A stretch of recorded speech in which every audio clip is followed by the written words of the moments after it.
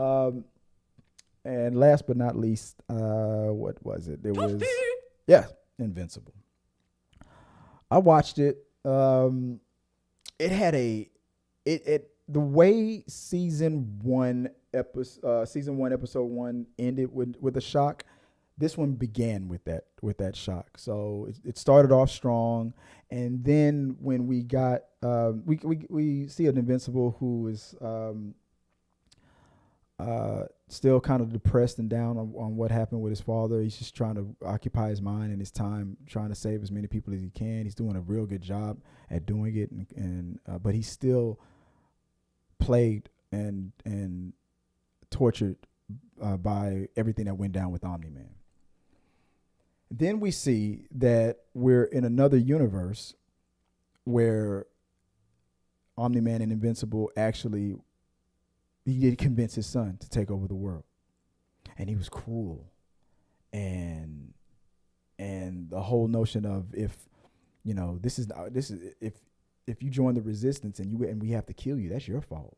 You made us do it. We told you that we're gonna cure diseases, we're gonna cure cancers, we're gonna save the world. First, we're gonna thin the herd, then we're gonna save you. We're gonna kill a lot of you, then we'll save you. All the gaslighting, it was crazy. And we see that this is a different universe. And one particular person is being taken from every universe to be collected, where we see our big bad here breaks out the two twins again because he needs their device to create their, where they transfer memories.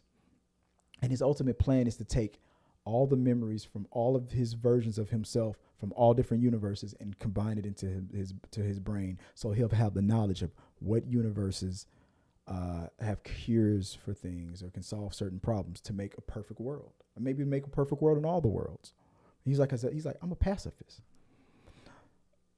But you have a version of himself who witnessed an evil Invincible and an evil Omni-Man, and most of them have those memories, those types of memories. And of course, when at the end of the episode, when the main version of, and this is why multiverse is getting, can I talk about for a second how it seems like when Marvel started, like, we're going to talk about the multiverse, then DC followed suit, and then everybody else was like, well, we got to do multiverse too. And maybe this is the way it went in the comic book, but it seems like everybody is just following the leader. Marvel's doing multiverse. Now DC has to do multiverse. DC's doing multiverse. But now, Invincible has to do multiverse. Spawn's going to be in the multiverse. I mean, everybody. I mean, the Fear the Walking Dead is going to be technically like a multiverse kind of. But now it's getting to a point where it's like, it's too much. I don't want to see multiverse on every damn thing. I want people to do different things or just stay on the course that works. It's getting to be too much. And now I'm starting to agree. It is now starting to become lazy writing.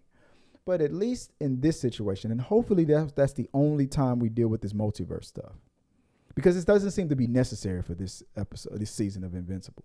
You got your main villain who is from a different, who has this ability, and his goal was to take his mind from all of the versions of himself from different universes, so he can learn what cures are in certain worlds, and to make the world a better place. And then when Invincible comes in, because he used criminals to do this plan.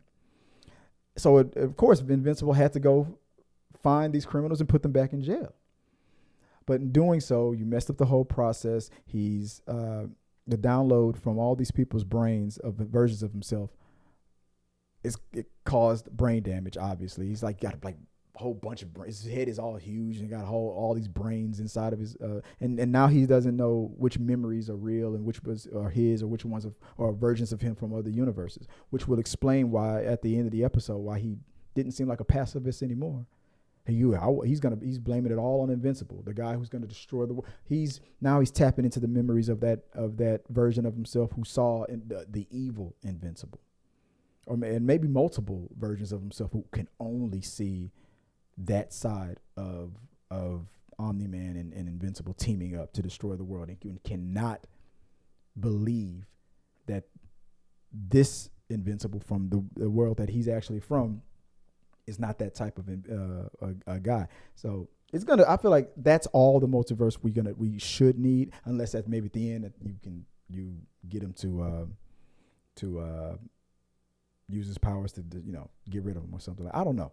Hopefully that's the end of it, but I doubt it. I feel like we're gonna tap more into the multiverse stuff. I don't feel like Invincible needs it. It was a good plot device to set the villain up. I don't feel like it's necessary anymore, but we'll see what happens. Zazie Beetz' character, seeing her back again, being the comforting, understanding girlfriend after the way it ended in season 1 was weird. That character got beat up. Even I was like, yeah, she's not likable at all. I'm one of the last to go there, but I felt like she was just ridiculous in season 1. Now that his dad is gone or whatever. That's what everybody thinks, that his dad was killed by Omni-Man. Now you trying to be a loving girlfriend again? Like, you didn't give a damn that he was like, it was so bad. It was so weird.